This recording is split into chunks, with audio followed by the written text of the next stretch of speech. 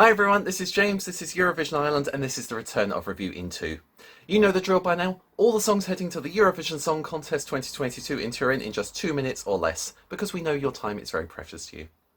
Please take a moment to make sure you're subscribed to our channel so you don't miss any future videos, and if you'd like to leave a like or a comment down below, then please do so. So, without any further ado, andiamo a Torino.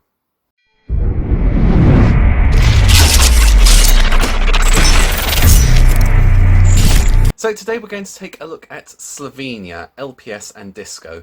Now the moment this song starts up with its da da da, it just puts you straight in mind to the 1970s, that disco feel good time. So musically I think it's brilliant like that. It's interesting when the stage lights come up and you see actually how young the band is.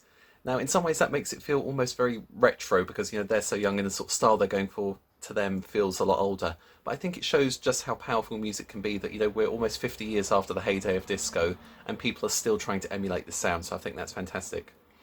Now as I said, the band are quite young, but I think Philip is an amazing performer. He connects very well with the camera. In fact, I'd say he's second to none that I've seen in any national selection so far. It feels very natural and very sincere.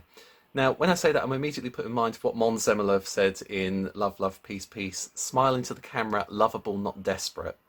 And I think some people, when you're holding that look into the camera for a long time, it can come across as a bit deranged.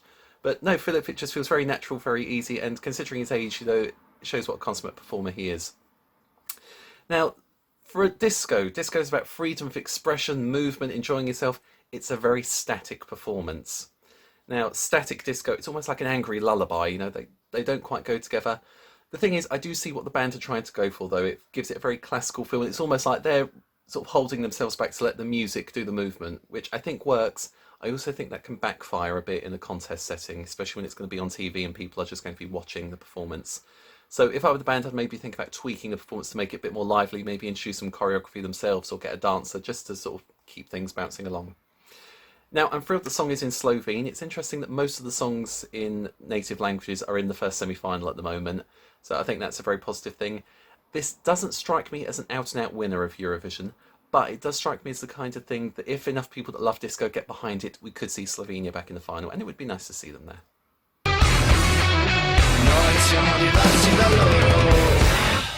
So that was my review in 2. Thanks for watching. Stay tuned on this playlist for the next episode and the next country, or why not check out some of the other features on our YouTube channel, including our panel review shows, interviews, and of course our Best of Eurovision series. Alternatively, head on over to EurovisionIreland.net for all our coverage of the National Selection Season 2022, including interviews, news, polls, and of course our live blogs. Okay, that's all for now. Hope to see you again soon. Thank you, Europe, and good night.